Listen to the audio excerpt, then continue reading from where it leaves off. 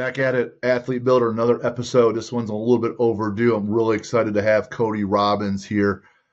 Cody has been a good friend of mine. I've known him for several years. My gym at Unbreakable Athletics, he runs epic elite events, and we have collaborated a number of times, basically once or twice, sometimes 3 times a year for 5-6 years now. Cody's actually comes from like my former line of work in a sense, in that he's a corporate guy.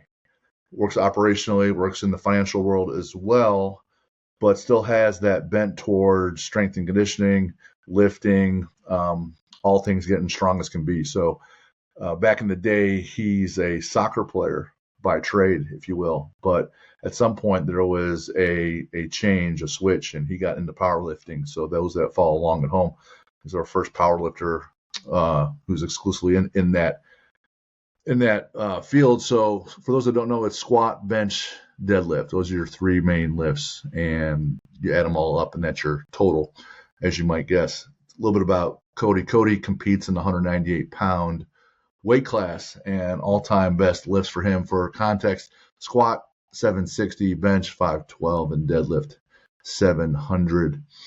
He's been in the 198 weight class for a good long time. Been top 10 number of times, and was ranked as high as number 1 in the world across all federations.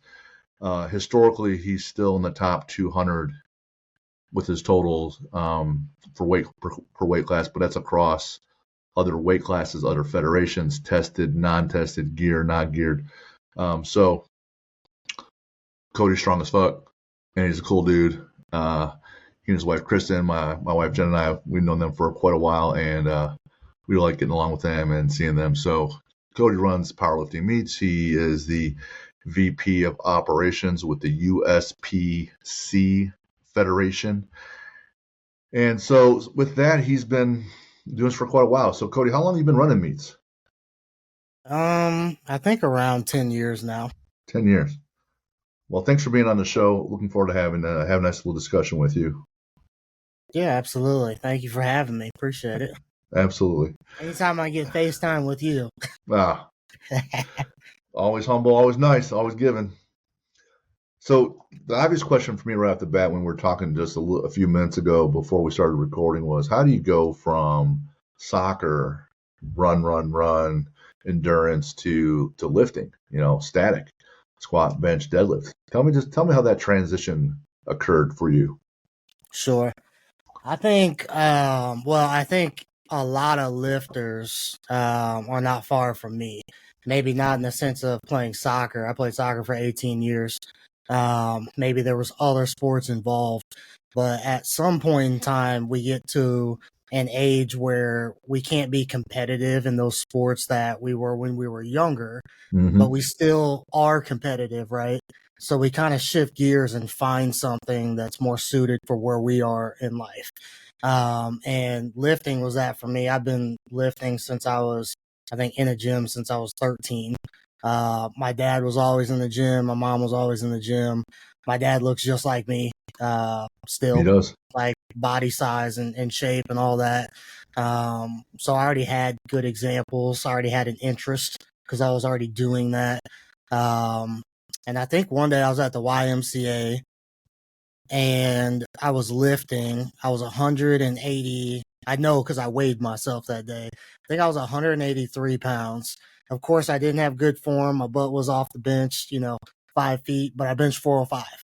And some guy in the gym came in, and now I didn't squat.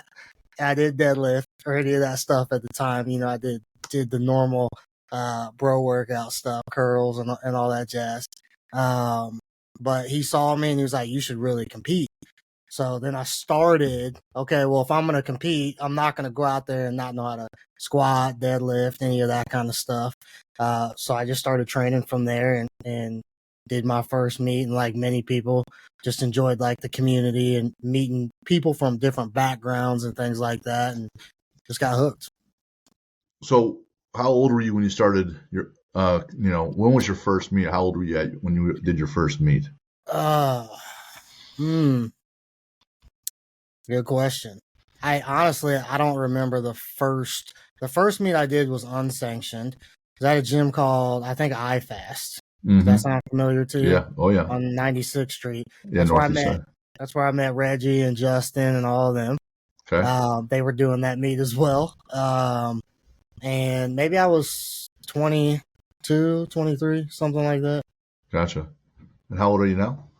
34. Getting up there. No, you're right about people. They get older. They're still competitive.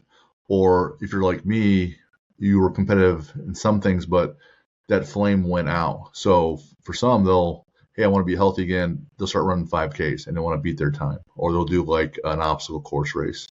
And then for me and a lot of others, they'll rekindle their competitive athletic juices with CrossFit or powerlifting or Highland Games, where you can do those weekend events, where those weekend warriors. And then from CrossFit, it really spurred a lot of Olympic lifting or strongman, some little ancillary sports that branched off in those niches. And then powerlifting as well. So it's a good way for people to, one, stay healthy because they're still lifting, right? And it gives them a chance to be competitive. And then you can, I was still getting stronger up until like age 46. And I started a little bit later with lifting, but people can keep adding gains a little bit at a time for a good long while. Oh, sure. It's not like you lose your speed in your 30s like you do a lot of those pro athletes, right? You're in your 30s, you can still be building quite a bit of strength. And so powerlifting gives you a lot of that longevity and that you can keep doing those things. Right. Absolutely. So everybody likes to be jacked. Everybody likes to look cool, right? But you get those 3 lifts. This is usually one of the questions at the end. What's your favorite lift? That's all. I mean, for me, I don't look at things, I guess, in that sense a lot of times. Mm-hmm. I really value bits and pieces of everything. So there's part of squat that I like. There's part of bench that I like. There's part of deadlift that I like. And there's parts of all of them I don't like, Mm-hmm. So I think if we're talking about what's most useful, from what I've learned over me, and this is not everyone, but if I'm having issues with appetite and I could only choose one lift, I'd come in and squat. If I knew I wasn't going to be able to hit any other movements, for a few days or a week, I'd come in and deadlift. If I wanted to come in just have fun, have an easy day, but still lift heavy, I'd come in and bench, Mm-hmm. So I guess it just depends on the situation and what's going on. Gotcha. But I find value and I appreciate all of them. Awesome. With all of them, the squat is probably my favorite because for me, it gives them the most fear. There's that weight on your back. And I've had a number of back challenges playing racquetball, also with lifting. There's back challenges also with deadlift, but I can protect it a little bit more by doing sumo. It's a little less back, a little more hips. I find deadlifts one of the few lifts you can't really cheat very well. You either stand up with it or you don't. In the strongman world, which I did most of my work, you can hitch all you want. So you can stand up however you do, and the lift counts. Now in powerlifting, that's definitely not the case. Bench, I don't know, for some reason on a relative basis, that was always tougher for me to keep adding weight to it. I was able to add to my squat and deadlift much easier, but bench always gave me fits. But the first thing people ask you, hey, what do you bench, bro? Right? Right. Exactly. Right. What do you bench, bro? With Epic Elite event, how many events do you typically work or run each year? Well, nowadays, not that many. I think last year I only did, 3 or 4. Through that, and this year I've done 2. So I've personally been slowing down. I've been doing it for a while. I do many other things. I have kids. I train myself. We coach as well. I don't promote that. It's just more of like a small circle kind of thing. Friends that we are with, people that we train with, things like that. But yeah, I mean, I've got other business interests. And then, I'm the VP of this federation as well. So part of me stepping back as far as running meets is so I can step in and assist others and be more present, in that way. So plus it's a lot less stressful for me. I don't have to move around equipment and, go through the days of travel and things like that, as far as being away from the family and just getting life done. So not as frequent as I used to, but it's to invest more time so others can, pick up and do the same thing. Now, Kristen's pretty badass as well. But she can move some weight, right? 100%. Yep. She can, but there's a difference between how you utilize that the mass in the gym versus at home. Sure. Yeah, she's I know she put some good numbers back when she was more active. Yeah, she's doubled 405 on squat and reps at like 140 pounds in the gym with me. She squatted 405 in a meet. In reps as well. I think she was 148 class tested. So yeah, she's strong. She's strong. She's strong as well. Yeah, she is. Yes, she is. My wife was always like, jealous of the numbers that she was put up because my wife was a similar weight class, and my wife's a little bit older, and I'm not gonna give away her age, but just a little bit older. But she always looked up to Kristen, what she could do. I want to talk a little bit lifting. Is that cool? Absolutely. So someone's brand new. You're brand new. You're doing the bro thing. A lot of bench, a lot maybe overhead press, curls, triceps, blah blah blah. But you got someone who's kind of new, and they're wanting to build that base.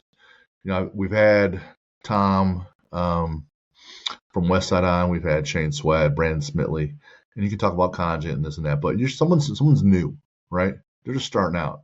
Mm-hmm. And from my opinion, new is 5 years and under, right? There's still a ton to learn 5 years in. You get someone starting, there's brand new. What's a good approach or method or system to start building up to some raw strength? Okay. So, well, first of all, if we're going to talk about foundations, we can apply this in many concepts. Yep. But foundationally, we can apply this in any atmosphere, not just lifting.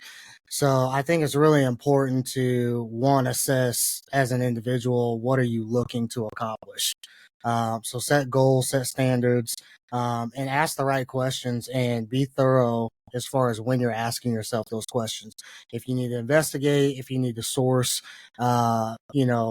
ideas from friends, colleagues, family members, other people in the gym, really map out and figure out what you want ultimately. Scheduling, diet wise, everything. Because when you're talking about foundation, if I could go back, and I'm sure if a lot of people could go back, and this all equates to strength, not just training in the gym is not the only piece to strength gains.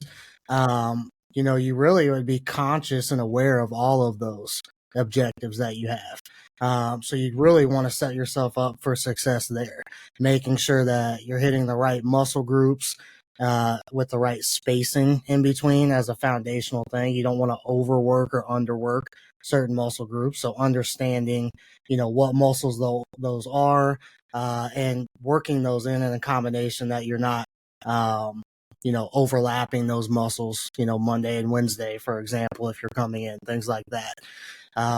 Diet, make sure you're on a diet that's adequate for your own body to receive the nutrients that you need for the gains that you're realistically trying to approach. So I think understanding all of those objectives that you're going to have to alter your diet, but also being very realistic with it, and then staying consistent, I think would be to wrap up everything. But I mean, you could take that with diet, with sleep, with all of it. It's the same thing. You really want to just figure out, what works for other people. I'm new. I don't know what works for me. Let me get a catalog together, so to speak. And I want to figure out what things I think can fit my mold right now. Build yourself a wish list and start with that. Slowly start interchanging those as you need to. But I think foundationally, that's a good place to start. Now I can dive into, weight or exercises or things like that. But I think really the mentality part and how we set ourselves up is always the first step that we should always approach something. There's a point you just made. I really like that. Like when people come to my gym and let's say they're looking for CrossFit or they're looking for getting stronger or they want to play in a sport, I always ask, why are you here? And they'll ask, well, why is that important? And I'll ask, why is that important? And they'll come in and they'll have some answers. And the expectation and the reality is usually a little bit off. And if someone says, hey, I'm going from the couch to 5K or couch to CrossFit, what I tell people is, it's 2 years to get good at what we do, and you're just knowing what we're doing, and you're kind of finding a rhythm, and you're making steady progress. It's 2 years to learn everything. So in powerlifting, it's similar. That if you're starting from the get go and you're saying, hey, I want to compete in these meets and blah blah blah, or I just want to get stronger. Well, you want to figure out why they want to get stronger. Is it for their sport? Is it for their overall health? But then, how much time do you have? Is it 2 days a week, 3 days a week, 4 days a week? So you can decide about how you're going to change it up. If it's 3 days, maybe it's total body, 3 days in a row. And you say that, well, if you want to start getting stronger, you have to change your diet because I'm looking at things and it's a lot of fat and carbohydrates, not enough protein. So you start mapping out, hey, these are all the things that are going to need to occur. If you give it to them all at once, too, they're like, oh, shit, I'm overwhelmed. This sucks. I don't want to do that. So you can only piecemeal it in and then evolve them as only at the speed in which they can handle it, right? But the expectation, like if you talk to Dave Tate with Elite FTS, he says someone comes and talks about certain totals or totaling elite, you're like, yeah, we're 5 years out from that, or we're 8 years out from that. And people are like, okay, well, if you have that horizon, then a lot of the pressure kind of goes away. Oh, that internal pressure, well, I need to do this, or I need to be here, I need to be at this point. You can just make steady progress and enjoy the journey versus just fighting yourself in the journey. I remember early on, I was like, all right, I'm going to sign up for this event. And I'm like, I need to push here. I need to make this number here so I can hit my qualifying number so I can actually compete in this event. And it's like, there's all that.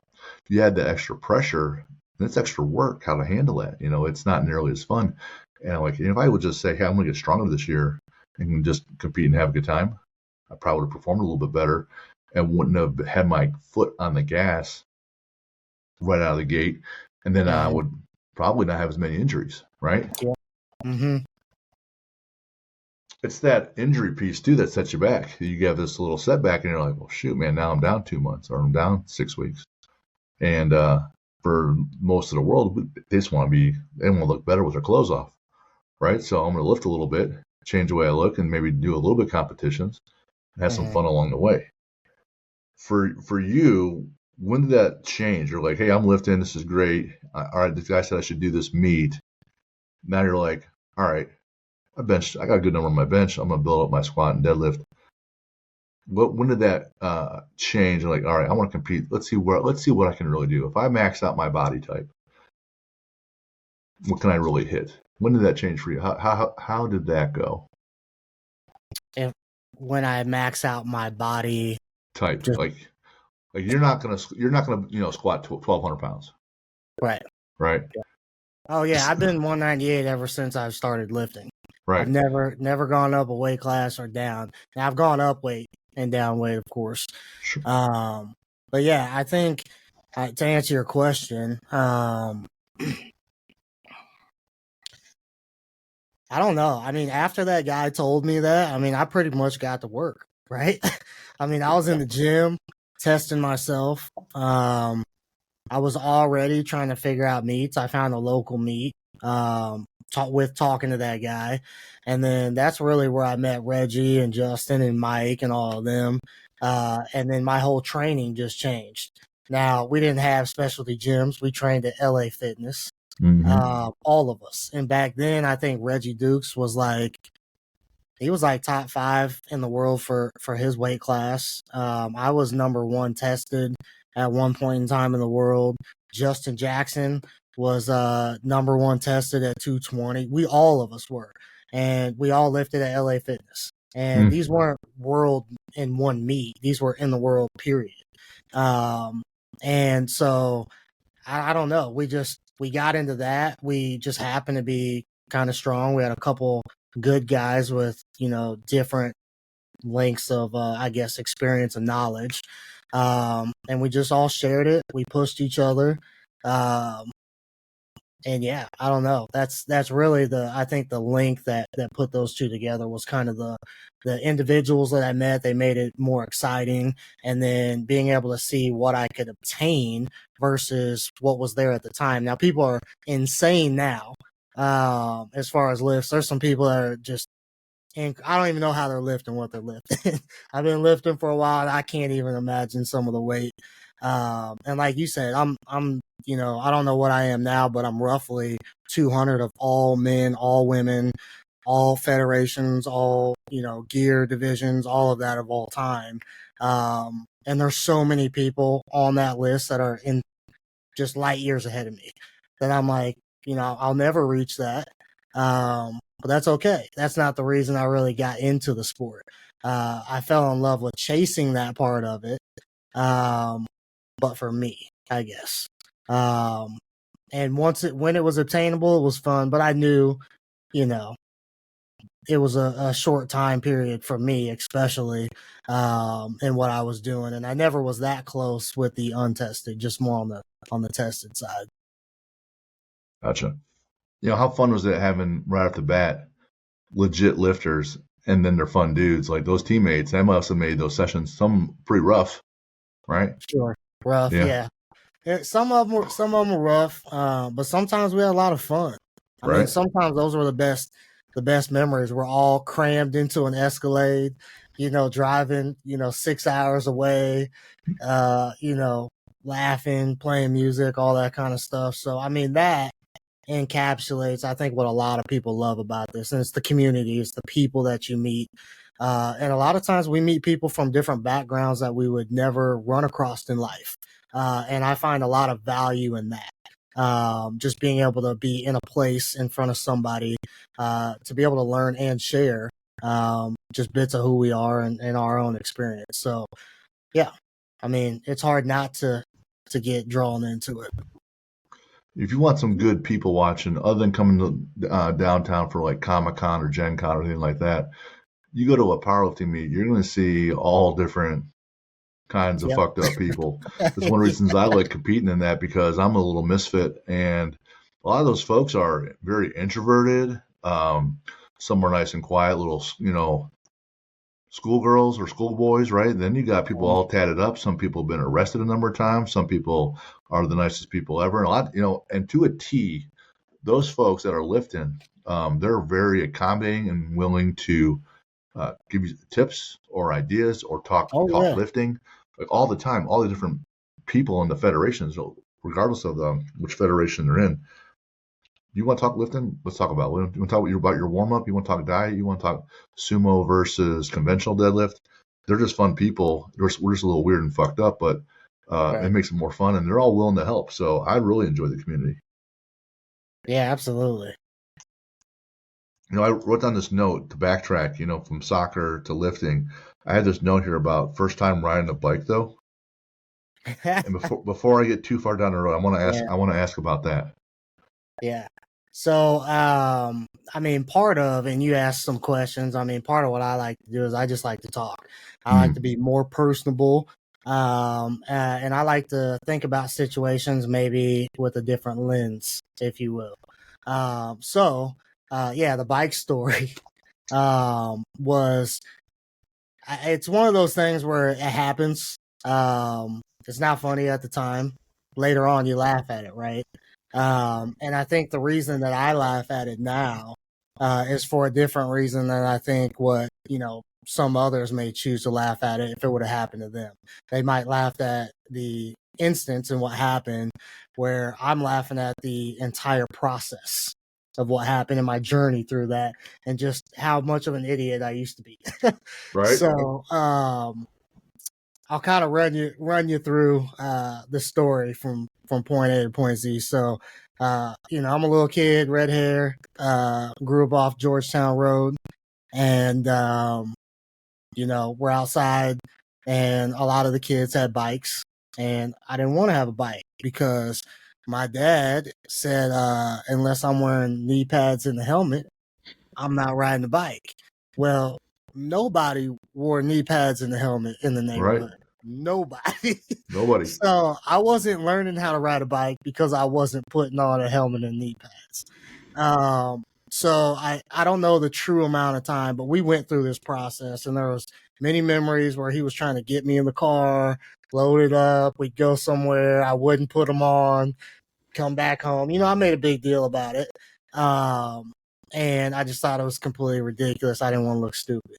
So we move into a new house, probably a year and a half, 2 years later. I don't ride a bike. I don't learn how to ride a bike because of that. So I get access to the bike. We moved. We're unpacking stuff. And I get on it, and I'm like, I'm riding the bike, right? And I'm happy as can be. And I look over at Dad, and he's in the yard doing some yard work. And I'm like, Dad, I'm riding the bike. And I'm looking to the left, and I run straight into the stop sign. Oh, shit. And so the handlebars twist, that jam in my gut. I can't breathe. I'm on the ground feeling like, I'm about to die. My dad's laughing hysterically because, the whole thing. I look over, I laugh. I could even see him starting to laugh as right as I was hitting the stop sign. And so that was one of those moments that I think later on, traditionally, I think we would laugh at the fact that, oh, you were being silly. You're like, hey, Dad, look, I can finally ride a bike. And then you got fucked up. Right. And you got the, air knocked out of you. But for me, it was like, that was a challenge I had in my life of me being hard-headed, me having too much pride or an ego, things like that. And I like to be conscious of those things at different points of life because we all choose our own destiny. We all make those choices, and we should be aware of how we think and how we process things. So it was funny to me that I was a bonehead, and even at that age, looking all the way back then and how ridiculous that was of a whole situation and what I put my dad through, even him just tolerating because, if my kids were doing that to me now, I can only imagine. So, well, that leads to the next question. You have kids, right? Yes, 2 of them. 2 of them. How old are they? I've got an 8-year-old and a 2-year-old, Omari and Malia. And then, does Amari ride a bike? Omari rides a bike. Yeah, Here we go. So, is he wearing a helmet or not? He has a helmet. He is not like me. He is not like me. No kidding. Now, so he wears the helmet. Yeah. Now my daughter, that's a whole nother story. She's the wild child. My son is Mr. Safety. Gotcha. So the daughter's team, no brakes. Oh, 100%. 100%. Gotcha. All right. Now you're kind of a car guy too, right? Oh yeah. Yep. I got a few cars. What do you got, buddy?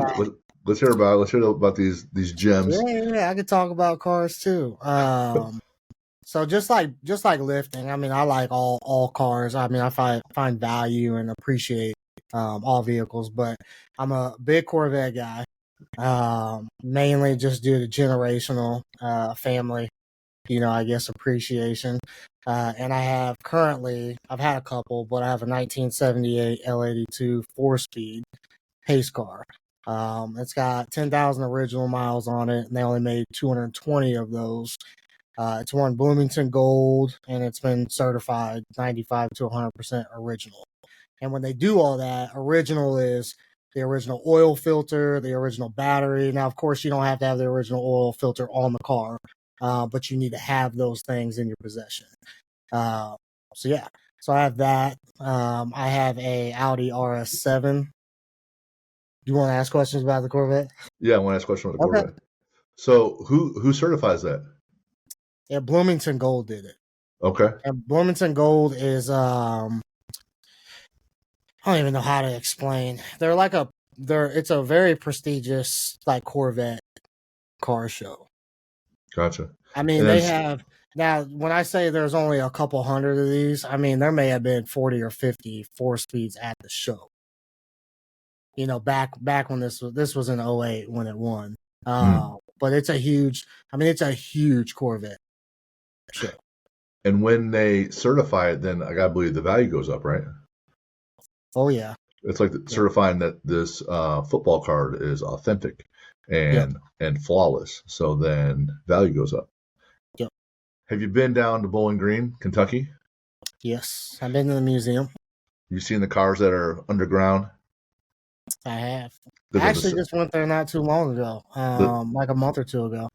Yeah, there was a sinkhole that Yep. occurred, and there's 6 cars that fell in the sinkhole, and they just left it there and rebuilt over, and it has these windows. Have you driven on the racetrack there though? The racetrack at Bowling Green. Yeah. We got one like across the street from it. No. Right. Mm-mm. So I think when you buy a new Corvette, because my wife's father worked for GM, he was an engineer, and he has a Corvette. I'm not sure the year, but it's like you're not allowed to breathe on it. It's in his back Yeah, I building. got you.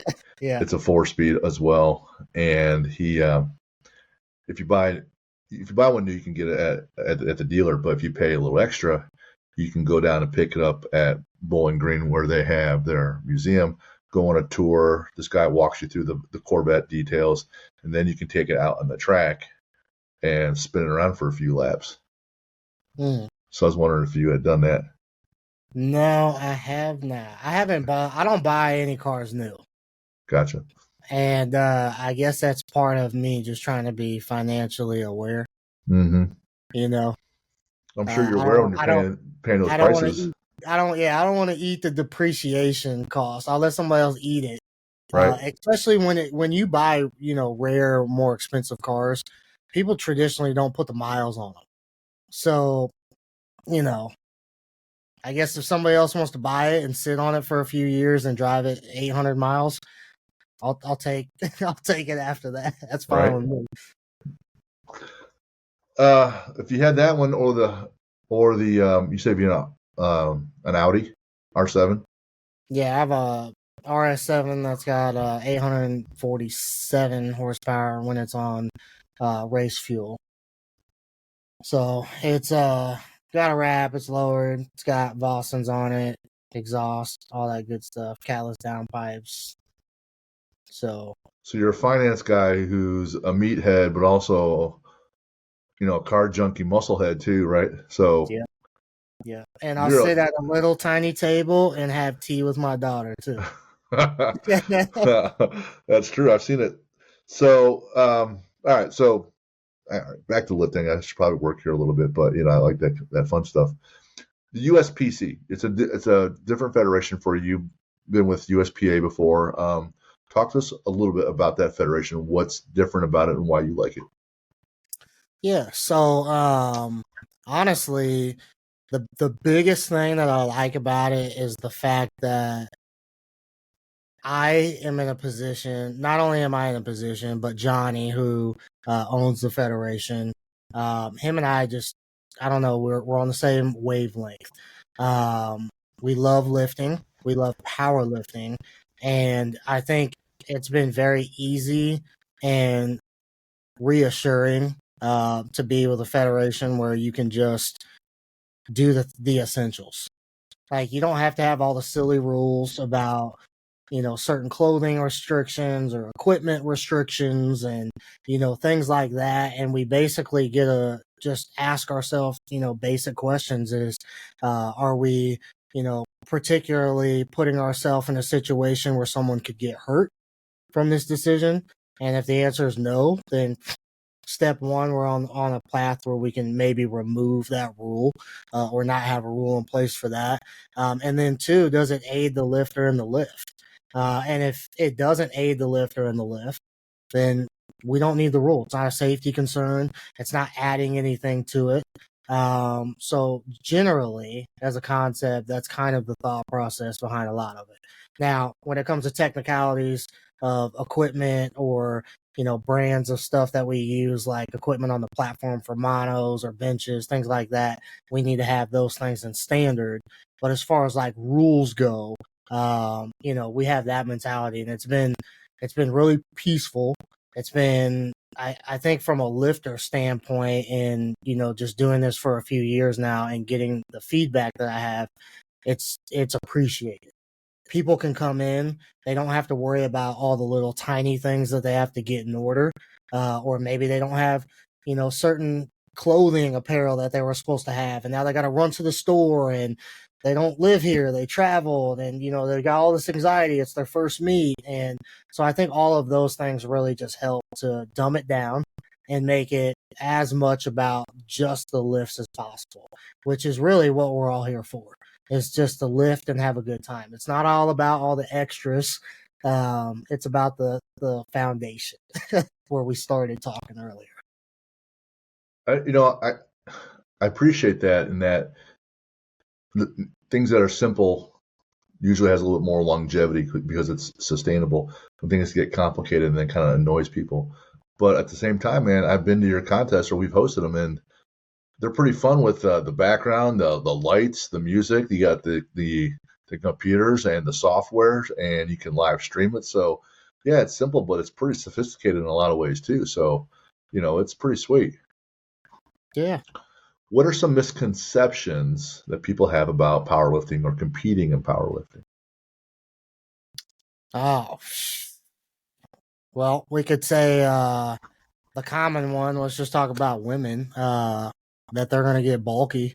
Mm.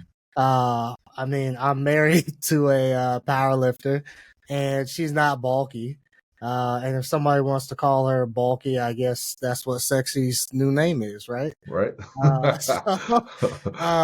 But yeah, I mean, I think that's a common one. Really, I don't really know of people that have a lot of regrets other than once they compete. I guess one of the biggest challenges, if I could add to it, would be a newer lifter just continuing to say, I'm not ready yet. And the reason that they're not ready when you ask for an explanation is because they're not ready because they don't feel like they're at their, peak or their max to where they're going to be able to compete with the other people there. And so what happens is they never even start, right? Because they're never ready. Mm-hmm. And if I sat back and said, okay, when I get to the place where I'm ready, like I wouldn't be there. I mean, I haven't hit my goals yet, in lifting. And once you hit, I guess, a milestone, because I like to be more realistic and I focus more on the mentality side of things. So I try to set realistic goals. I know that my goals will change and forever adjust, and they will go up and down. There'll be a variance on both sides. So for a lot of people, they just don't reach the peak that they think they're going to get. They're worried about people like me showing up at the meet because I'm in the gym with them. And that's just not what meets are. There's not a bunch of people that are lifting like me at every meet. It's the everyday people that you work with, that you go to the gym with, and they're there just like you are. And even me, if I come to show up to compete, I don't care who's there. I came there to compete for me, not for you. And I think that just hinders a lot of people. They're stuck on that path where they think they need to impress someone else. They need to be impressionable, and they have the assumption that they need to be, a certain weight or image or things like that. And that's just not the case. You need to get out there. You need to figure out where you are, figure out if you even like it by competing, go through the process of it. And before you can continue to improve, right, you have to finish that process. And part of competing is to go through that in its entirety. Else you're going to lose a lot of lessons. And you're just not going to be as equipped as you could be. You're not setting yourself up optimally. There's a lot of huge points there. First, about the getting bulky. Yeah, my wife at 50 deadlifted 300 pounds, and she weighed like 145. And she's tiny. She's 5'2". She's not bulky at all. So there's that. And it's female. So women can absolutely lift. Guys can lift and not be that bulky. The thing about the competing, if I could change the world in a couple different ways, one of the ones I would definitely work on is everyone's ego, that it's all about how do they appear to others, how they assume they appear to others. Because a lot of those folks that are there, they don't give a shit about you. They don't know who you are. You lift, you don't lift. They're in their own world getting ready to hit their own numbers. And the other families and friends that are there, because it's not like it's a big spectator sport that people are showing up to watch. If I'm there to watch someone lift, I'm there to watch someone lift, and if someone else is lifting before them or after, I really don't give a shit, right?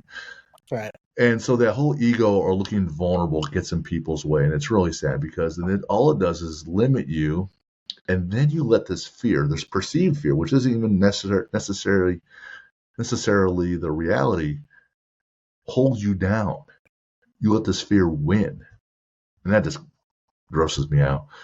And I'm not saying I'm not susceptible to that. I've done that before. And I'm like, when I do that myself, or I see myself moving that way, I just beat on myself metaphorically with a hammer. So that shit never happens, you know? Two, if the goal could be the process, hey, I want to get to 1,000-pound total, like Rogue makes these t-shirts for these totals, you know, for 600, 800, 750, 1,000, 1,250, whatever.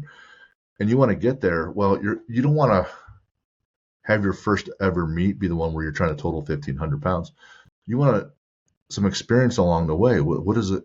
Why would you get red lighted or white lighted? You need that experience of some reps in the actual event. You know, most people don't do all 3 lifts and max out in the same day when they're lifting either. So if they took solace in the process, hey, this is just a Saturday in 2024, right? I'm gonna go lift and see how I do, put it down in my journal and my notes, and sun still comes up the next day, and in a week I'm gonna be lifting again. So just have little process goals. Hey, this is my first meet, or last year I did 1, this year I did 2.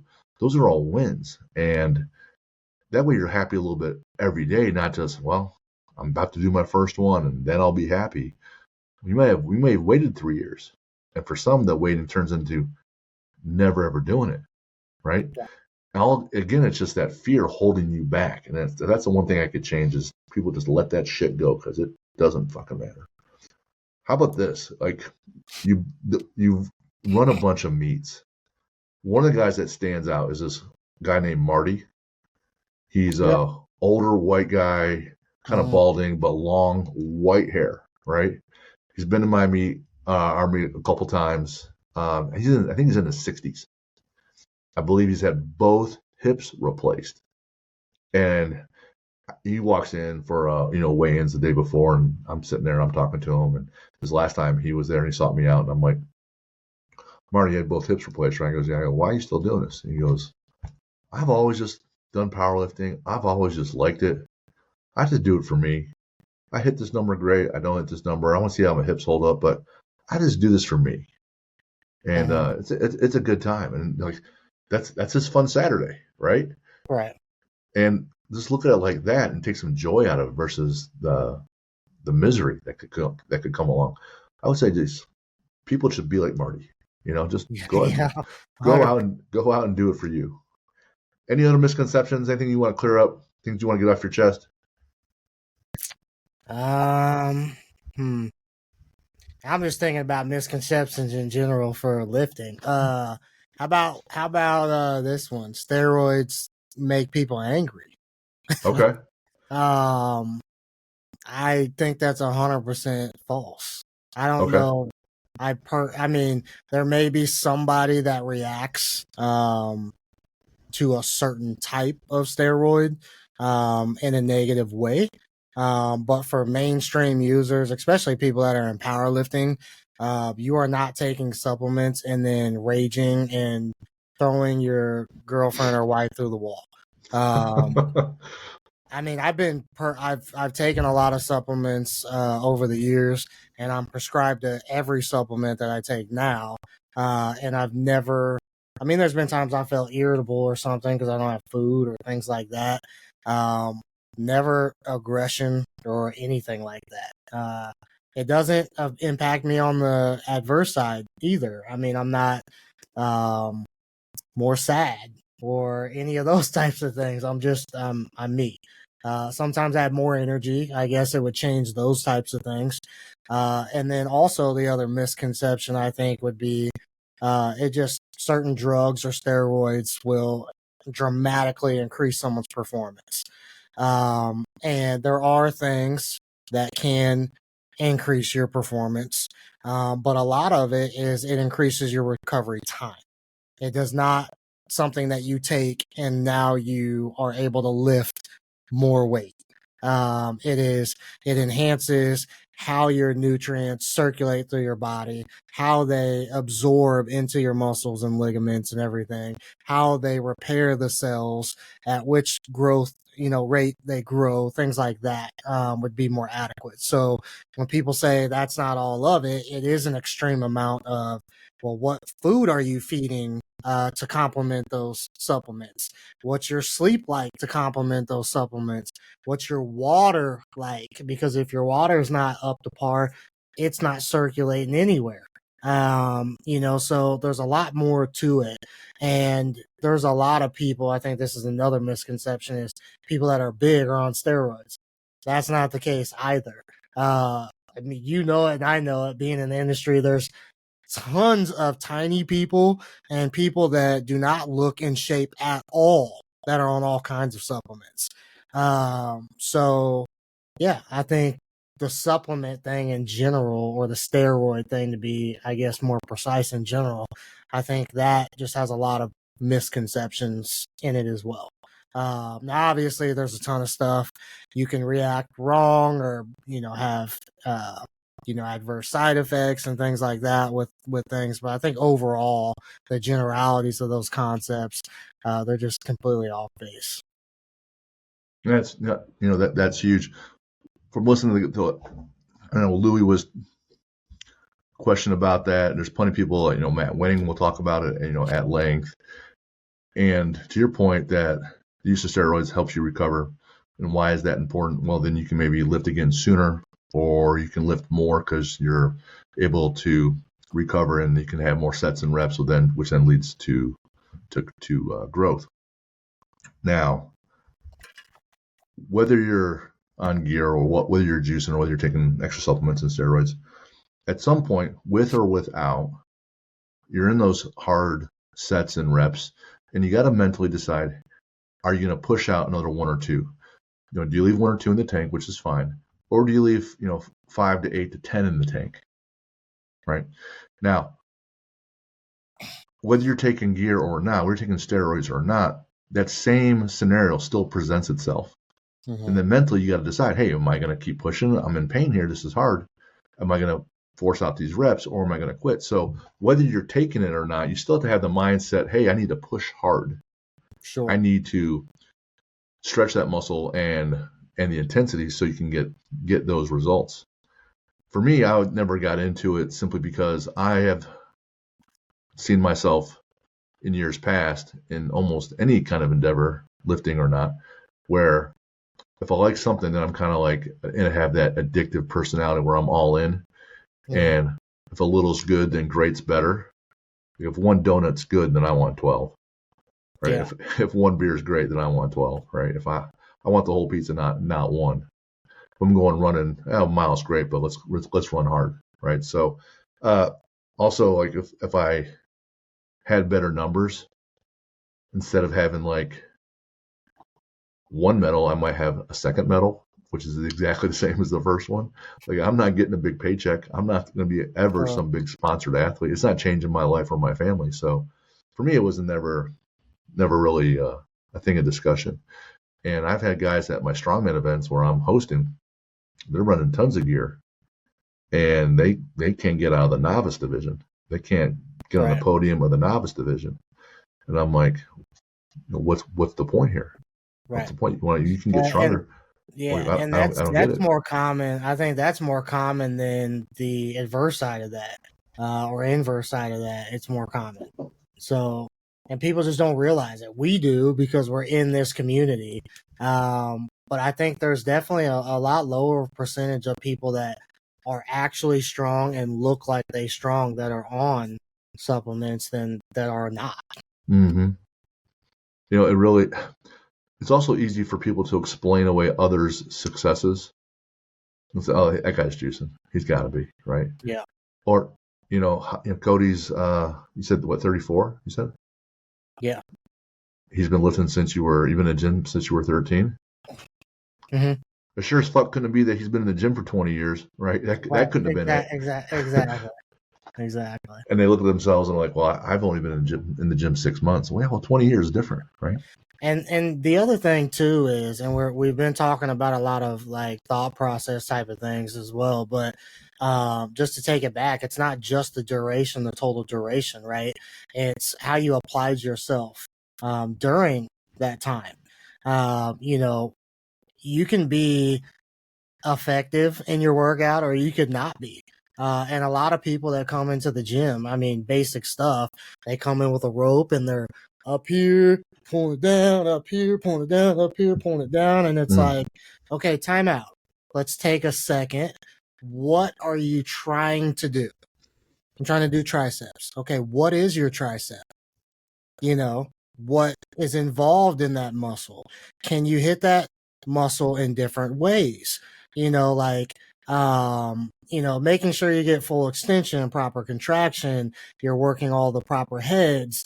Like, there's so many ways to be more effective when you're training. And a lot of people spend a lot of time training and they don't see results just simply because of that. It's not always diet and sleep and all of the other things. It's about how you're connecting what you're doing, in that lift to your body. And I mean, I love taking, one piece of machinery and, hitting 3 or 4 different heads on that one piece. Just by sitting there and changing your hand grip, or your angle of your shoulder or whatever it is that you're utilizing. But you can find, actual purpose in the activity that you're doing in any activity in life, I guess. Sorry for using the same amount of words, but I think you understand what I'm saying here, concept wise. So, I think that's an important thing to know. What I see is I'll see folks in the gym and they'll be on their phone in between sets. And I'm like, you're thinking about work, or you're texting your kid, or you're texting the babysitter, or you're doing this. Like, you're trying to make an impact here on your body mentally and physically, and you're distracted, right? Mm-hmm. Or I like hanging out with my buddies at the gym too, but if it's a 50-minute session or an hour and it's taken an hour and a half or hour 45, you're definitely not that intense. And if you know anything chemically, you've been lifting for about an hour, 75 minutes, your testosterone drops pretty rapidly afterwards, and it's even harder to be that effective. I am horrible at that. If I'm here at home, I got 2 monitors set up, everything's going great. If I have my phone anywhere nearby me and someone messages me or whatever, I can get distracted. Then I have to spend a minute to get back in my train of thought to the task I was actually focusing on. So completely outside the gym. For me, that phone can fuck people up, and me included. So I have to put in friction. I have to put in parameters. I got to put my phone in a different room so that it doesn't bother me. And right. I like how Arnold, I was listening to another video that Arnold had out. He said, like, I'm training with Ferrigno. I'm training with Franco Colombo, all these different guys. And they're like, and they would ask him, hey, you're training 3 hours a day. I'm training 3 hours a day. You're doing shoulders for the whole day. I'm doing shoulders. We're doing the same splits. We're doing some of the same sets and reps, something similar in weight. What's going on? How come you're getting bigger? How come it's different for you? And he just goes, for the whole time that I'm training, my mind, to your point, Cody, is so connected to that muscle group, to that motion, to the whole range of motion. What I'm doing, I'm concentrating so hard so that body part is doing what I want it to do. I'm not doing it mindlessly. I'm being intentional. And I think if you just spend your same amount of time in the gym and you're more intentional, then I think you get a whole year of PRs and gains just from that change in habit alone. 100%. Before you start plateauing again. That intentionality is going to be a huge separator. Yeah, and I think just to tack onto that, I use this terminology a lot, but being present. Yes. And I think that's something that, people don't really sit back and reflect on. But, I have employees and staff and all of that, and it's a big thing nowadays. Yeah, you're here, but are you present in what you're doing? And same way we can apply that into the gym with what we're saying. You're not going to move with intent if you're not present in the situation to where you can understand and be aware of what's going on to be able to move with intent. So mentally, you need to be prepared. Like we started foundationally to be successful. You always got to start with laying it out from there. I'm huge on that. The way you approach things here is really how you reach the end goal. It sure is. It sure is. You know, every year when you probably thought, man, I've seen everything, then another year goes by and you're like, holy shit, that's brand new. Mm-hmm. I'm sure in your time running events and everything else, you've seen some things you're like, I cannot believe that shit just happened. Right? Yep. Give me one or two of those. Well, I'll give you a brief example because really in lifting, well, I guess I can give you a couple. I'll give you an injury one, and then I'll give you I guess, economic or reality check one. We'll start with the reality one because I'm going to keep that one brief, and I don't want to get too much into it. But I think one of the biggest wake up calls for me is whenever you're dealing with something that has impact on social media, which is not something we've all, at least us, have had to deal with forever. Some people have grown up with it, but I did not. There was a time when if you needed to reach me, you better drove around to find out where I was. Otherwise, there wasn't getting a hold of me. So I think in lifting specifically and different political views, whether it's federational or with people, I've just really watched people just be lost. That, I don't engage in Instagram and things like that very often. If anything, I'm on there for 5-10 seconds, a couple times a day. If I see something, I'll react or send somebody a message back, things like that. So I would never be aware of some of this stuff if it wasn't for the community, the people that I'm talking about. And a lot of the realization that when you meet people nowadays, and this just isn't in lifting, this is everywhere, but the people that you talk to in front of you, you feel like you have one relationship with, or you have one perspective of who they are, or the things that they like, or the things they're involved in. And then you turn around and you realize they're completely the opposite, when they have space and freedom and no one's watching them and things like that. So that's kind of been maybe one of the bigger heartbreaks. I grew up in the city. If you got a problem, you say it to their face, you fight about it, you move on. Otherwise, you don't say it. Or if you don't like somebody, you're still around them, you still respect them. I don't know. Things are just different. It's a different time. So I guess that would be one of, I guess, like a shocker. And then injuries. There's been a couple meets I've been to where I just haven't had the experience of certain injuries yet, or how to handle it, or what to do. And there's been several, of course, over the years, but had biceps completely roll up like a fruit roll up in front of me. Tricep tears to where the weight completely just falls when they're benching. And the tricep just goes and it's just a loud rubber band pop. I've had an expo event that I was running, and there was strongman going on, and I don't know what the event was, but they were pulling up on the stairs. And power stairs, yeah. Yeah, and they got caught. Their shin got caught, sliced right into the edge of the stairs, the metal stairs. And so they're bleeding, skin's all open, flesh is hanging out, and they're like, what do we do? And I'm like, well, we should have a medic on standby because, I paid for that here and blah, blah, blah, I was part of it. And they're like, yeah, they're not answering. And, so I've been through my fair share of, okay, here's what we're going to do. Scan the crowd. Who do I know? That's in some sort of profession, things like that. But you're never prepared for those types of experiences, no matter what. And really you're not prepared. What you're really not prepared for is how the lifter is going to react, or their family or relatives, because there's been times where everyone's completely cool, lifter included. Oh, no big deal, and you're like, that's a big deal. And they're like, oh, I'm going to hang out, talk to some people and leave, and everybody's fine. And then there's other ones where, people are mad and they're like, you should have never lifted. This is why I told you not to lift. And we're going to sue this and do, I've been through all those situations where, and you just don't know what to expect.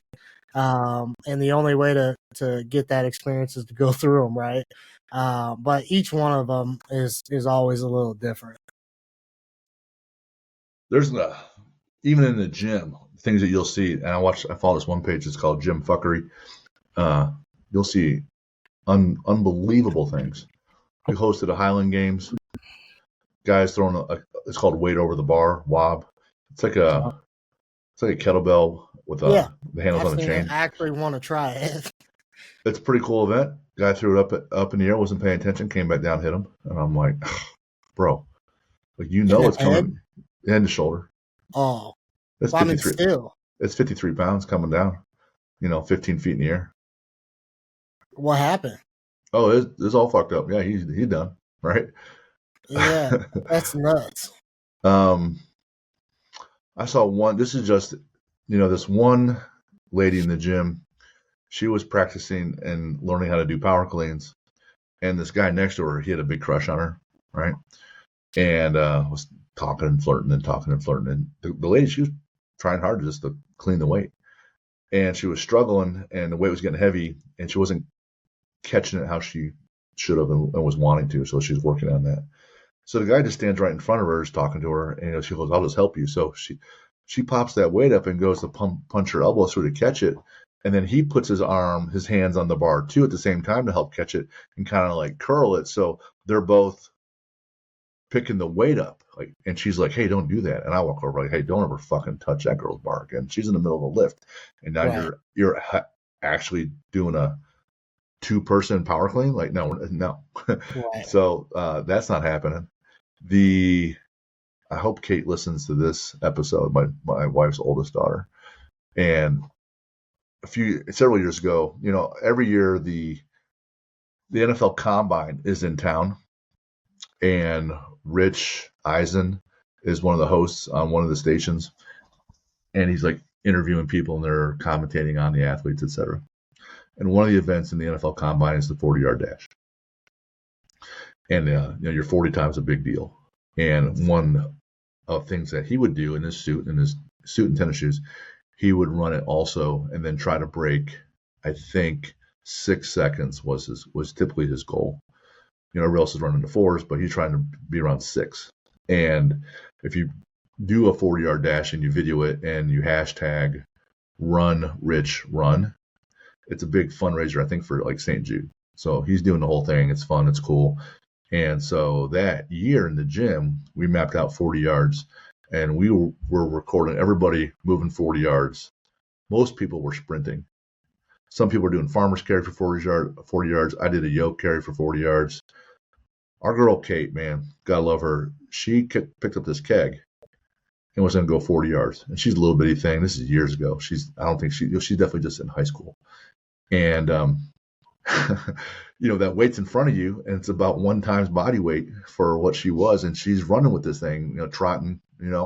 And she's about halfway through and she passes me, and I just say coming in hot, right? So she's picking up speed. She crosses that 40-yard line and loses control. Keg goes forward. She goes forward with it, lands on the keg, topples over the keg. My guy Eric Farley's in the background. His arms go up, touchdown, woo, and she goes going, and it's like a sniper came out of nowhere and shot her in the head, and she just toppled forward. And we got that on video, and we sent it to Run Rich Run, and we put it up on YouTube, and it's been a thing for quite a while. You mentioned injuries, so this is one of the points I want to get into a little bit. If you compete long enough, you're probably going to be injured. And what I tell people, even if you're doing things perfectly correctly, you can still get injured, right? And I've hurt myself picking up my car keys off the floor, and it wasn't the car keys, it was the load I've done for the prior 6 months leading up to, or maybe I stopped on my mobility, or I had developed some kind of imbalance, and then I have an injury, right? The mindset component, though, like you're used to hard charging, right? I'm competing, I'm pushing, I want to hit my 3 or 4 days a week splits, or sometimes people are doing 5 or doing 2 a days.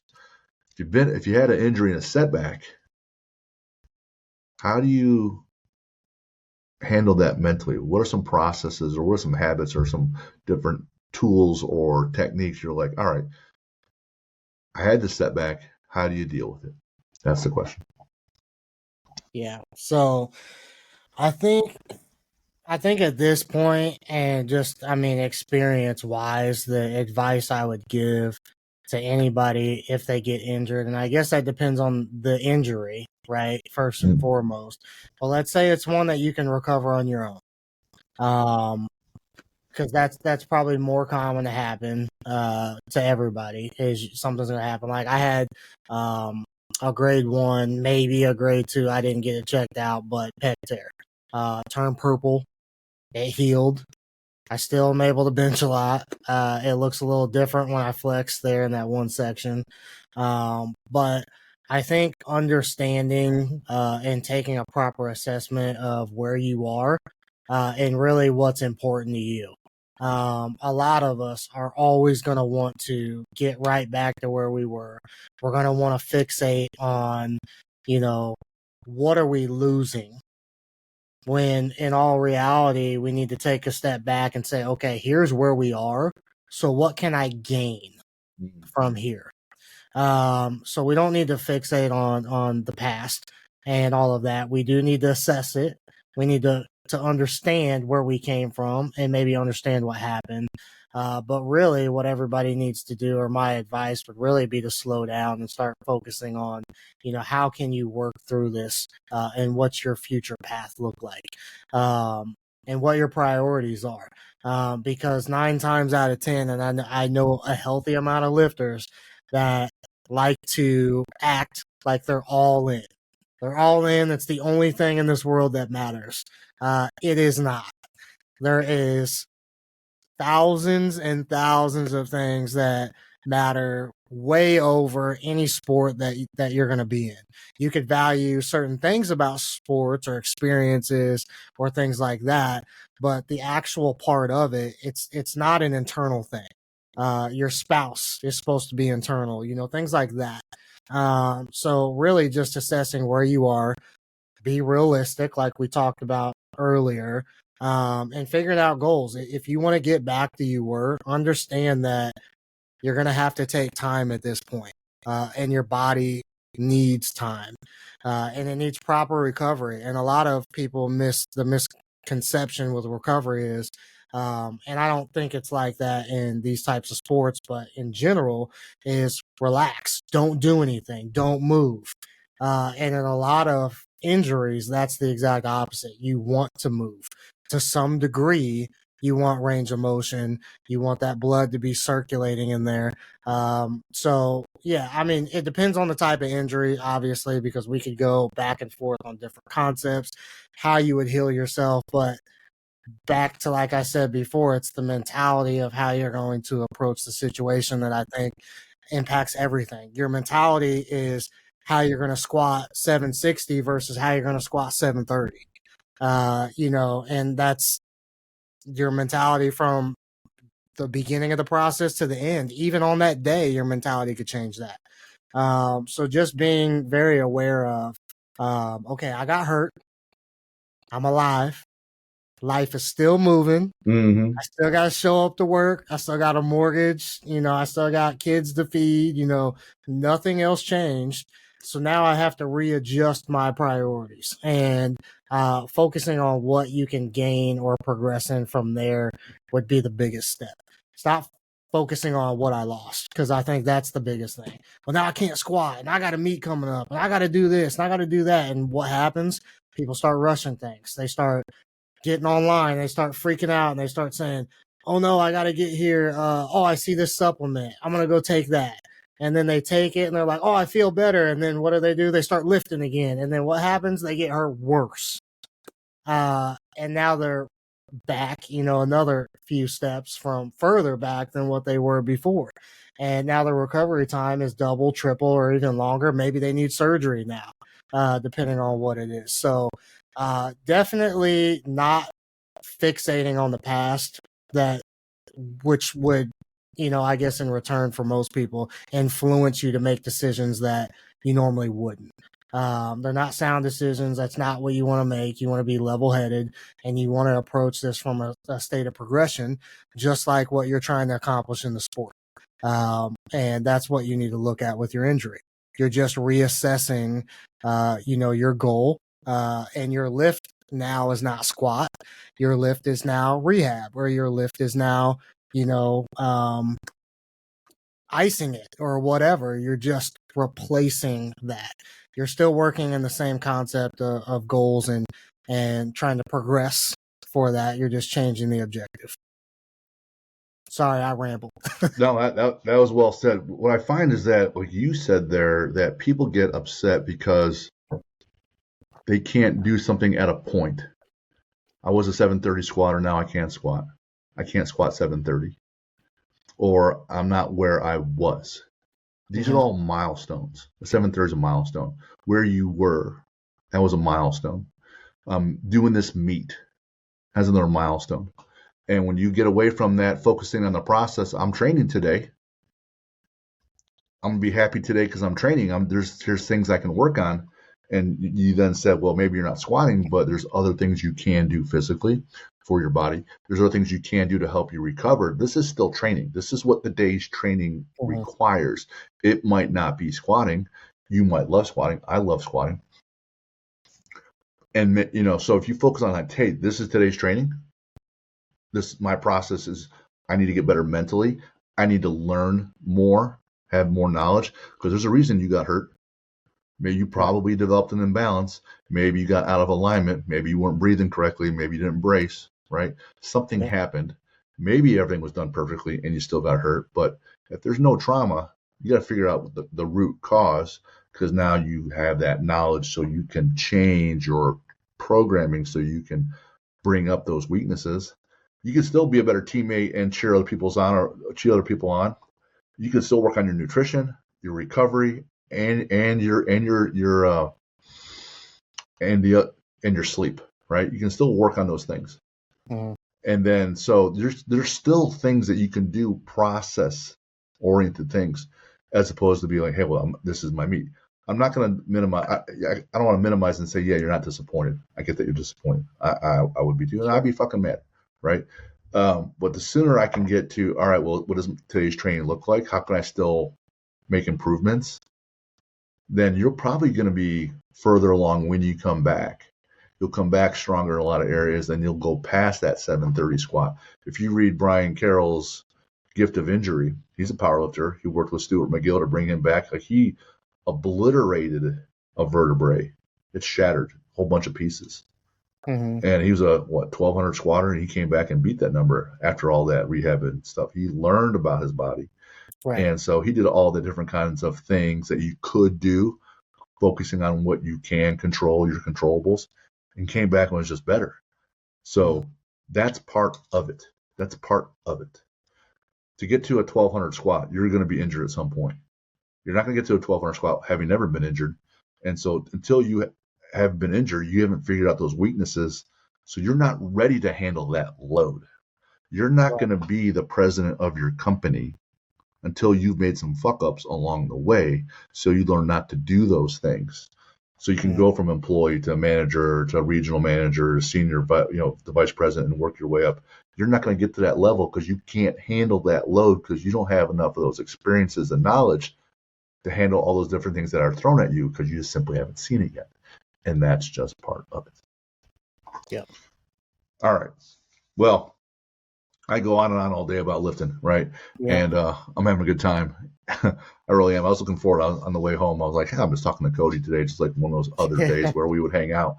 So I had some things I want to get into, but I just want to hang out and talk shit about some things. Anything else you want to say about lifting? Anything you think you've seen that's been like, hey, was an amazing lift, or this is pretty sweet, at all about the sport?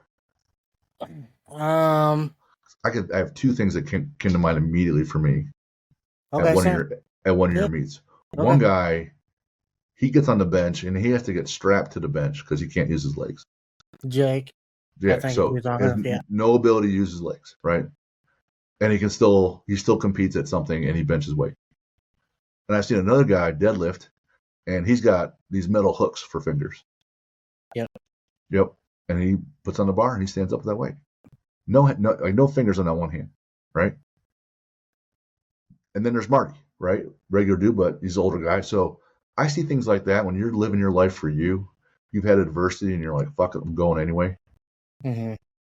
That piece I always love to watch. See, and I think you're defining what I enjoy about the community, and I've said, you meet people from different backgrounds, cultures, career paths, all kinds of things, and what you just said described that. You run into people that have different adversities in life, um, and they're all there. You're all going through a similar process. You all have something that you can relate to, you can connect on, you can share. It's your commonality, and that's what we get to enjoy. There's so many people that I would have never met, I would have never run across. I would have never known how amazing the individual is, just because there's nothing in common. But what we did have in common was we stayed consistent. We were determined to work on ourselves and those things. And I think when you put yourself in that kind of atmosphere and when you're truly working on something and you're evolving who you are as a person, and this isn't just a physical growth, this is a mental and emotional journey as well. You get more honest, I think, conversations with the majority of people you meet. So I think really that's what I like about it is you have to be humble because you're not there for other people. A lot of those people are just there for them. They're 100% genuine, and that's what I love about it. I don't care if you like the same stuff as me. I don't care if you look like me or anything like that. I don't care if you like cars. I don't care if you look like you're in shape or you're not, or if you're strong or if you're not. It's the character traits behind it. It's the comfortability of people being them in their own skin and people being, I guess, determined to grow. It makes me smile when I know somebody wants to elevate themselves or help elevate somebody else. And you see a lot of that when you see a lot of people just saying, even if it's small stuff or, where people are like, oh, hey, if you put your wrist wrap on this way. And it's like, yeah, that's common knowledge, but that little small thing goes a long way. You just impacted someone else that you would not have, more than likely. And that may lead to other healthy conversations, which could develop into careers, it could develop into friendships, could develop into many things. And it all starts from here.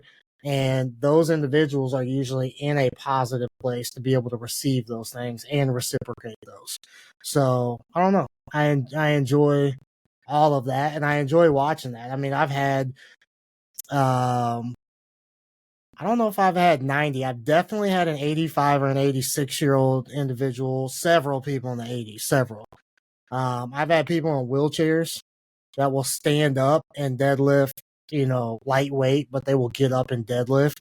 And they'll have somebody obviously right there and assisting. But I've seen that, and then I've seen people just lift incredible weight as well. But I don't know. I enjoy just people showing up and saying, I don't give a fuck what life threw at me. I had a goal and I went through the process to challenge myself to obtain this goal. And I'm in the room with 50 or 60 other people, and we all did the same thing. And we're all going to support each other in our own personal journey, but we're doing it together today. And, that kind of sums all that up. Well said. Well said. Yeah. It's that, Kaizen is one of the core values, which, trying to get 1% better in everything, and enjoyment's another one. So you have a good time while you're doing it. So, you find some characters, you find some greatness out there in those little things. When you're training, what do you listen to? Oh, either R&B or rap. And I don't listen to any newer music. Everything is either, I don't know, I guess like 2005 and older, probably. You're saying that's older for you. I'm thinking Run DMC. Oh no, I don't listen to older rap. If I listen to anything older, it's R&B. I grew up on funk. All right. So I grew up with that era of music with George Clinton, P-Funk, Zapp and Roger. I listened to the Gap Band, people like that, Charlie Wilson, Those are people I listen to today in the car, in the gym, all that kind of stuff. So that's more my time frame. But then rap, I like, I don't know, mid 90s, early 2000s, maybe early 90s too. I don't really care for 80s, and I definitely do not care for music today. I'm more R&B, put Gotcha. it that way. How about for you and Kristen, bucket list adventure you haven't done yet? Oh, good question. I don't know.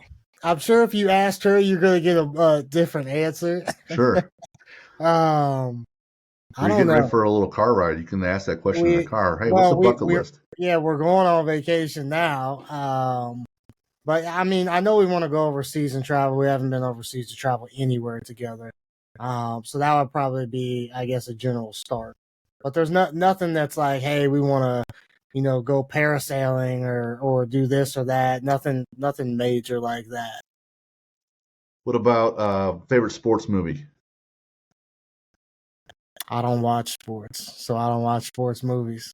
I know Really? I'm into sports. I play sports. I don't watch them. I will not watch sports. Now, my wife, exact opposite. If I pull her in the room, she'll tell you anybody on any team right now. I won't watch sports unless it's like the Super Bowl or something like that. Just not So if I ask you into your it. favorite sport to watch an athlete, you got nothing. I don't watch sports. All right. How about book? Is there a book recommendation you have? I do not. I don't read that much anymore either. I'm Okay. so busy. I mean, just to be honest with you, I'm so busy networking and then doing all the other various businesses that I have, and then Mm-hmm. the kids and all of that. And then, like I told you earlier, when we're off camera, just studying and stuff now, just to grab a couple or an additional license. So yeah, I've got a lot going on. I really don't have a whole lot of time, recently to be doing much of any of that. I do need to get back to reading though. I've really found a passion in that studying lately. So that's definitely something I need to get back to. How about a favorite hero from any kind of story? Some people say it's a comic book, but you don't watch those movies. So, but any kind of story that, like, this is a hero. That's pretty cool. Um, I'll give you a hero, but it's not going to be out of a story. All right.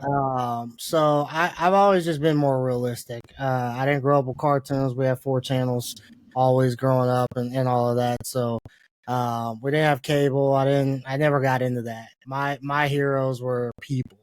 All right. And I have a lot of Black history in my family, and there's a lot of people that don't know their history. And I just happen to have a family that really cares about where we've been through. So, I'm half Black and half white, and on my dad's side, my uncle played professional football, so he played for the Colts, Lions, and Patriots. I have aunts that have been Broadway, that have produced albums, that have dated other famous singers. I have on that same side brothers and relatives that are friends through industry stuff like music. For the producer side of things, I have relatives on that side that own the largest Black gospel recording studio. My great grandfather but he was in the golden era, so he was one of the first Black IndyCar drivers. He also raced motorcycles and was a Black pilot. Um, and this was back when, we didn't have rights, things like that. We owned a strip of businesses back then. We had some doctors in the family back then as well. There's just various things that our family on just that particular side has been able to accomplish, and really here just in Indianapolis alone. So pretty, I guess, hero wise, I would say my great grandfather's name was Leon Warren. Um, he really kind of was a hero when it comes to that. And just listening to the stories about things that you and I can't imagine going through today. And I know there's a lot of younger people that don't understand, especially by us watching social media and people talking, and they're like, oh, what, you mad because your great grandparents, blah, blah, blah. And it's like, yo, I was a kid, sitting there with this individual, in these environments, in the houses, with damage, with, things that have happened, or watching videos, or seeing old pictures and reading diaries. And, you get a lot closer to that and relatable to the things they had to go through to be able to pave the way for you and your family. So I value that kind of stuff. And I guess I find heroes in people that do not let other people dictate what they want to accomplish or what they can accomplish, but people that are strong-willed enough, and have the right mental mindset to be able to go out there and find those avenues to be able to achieve and accomplish the things they want. That was maybe the best answer I've had on this podcast about heroes. I usually couch it, who's your favorite superhero or supervillain as well. And that was a more real answer, and I appreciate that. That's excellent. Do you have a quote or quotes you like? Man, no, there's tons though. There's too many. I like that.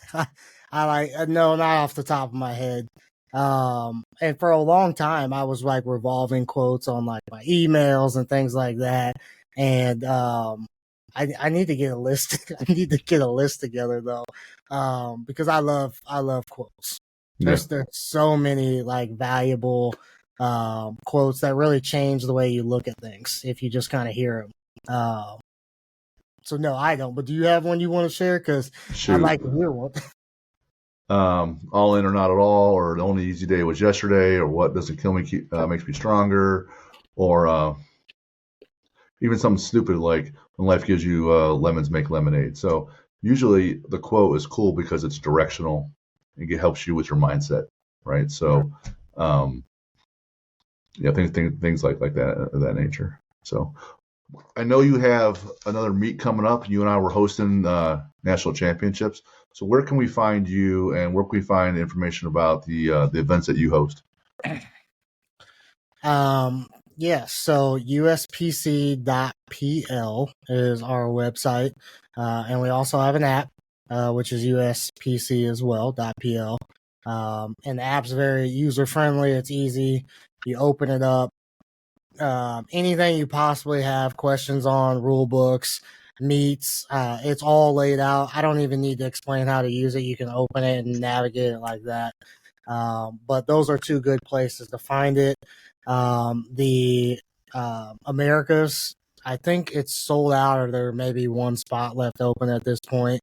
And I'm more than likely going to open up a dual platform. I know you and I had touched on that.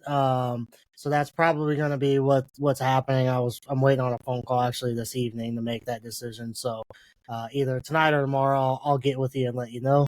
But yeah, so anywhere on there, my email's on there, my phone number's on there as the meet director, so you can reach out to me that way. On social media, my Instagram is Newegro. It's NEWEGRO.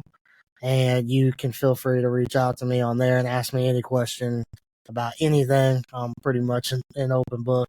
But if you have questions about the meet, our rule book, anything like that, those are good resources. Awesome. And for those that have questions, they want to keep sending those to the show, info@athlete-builder.com, and be on the lookout. My new book is launching here soon. July 22nd starts the pre-launch, and then goes live September 30th, as well as digital course and planners. So, Cody, great having you on, man. Great connecting again. We've been doing this meeting for several years now, and you don't disappoint. Thank you for the generosity of your time, knowledge, and I just had a good time, man. Appreciate you. Yeah, me too. Thank you for having me. Yes, sir. All right, we'll see you next time. All right, see you. You take care.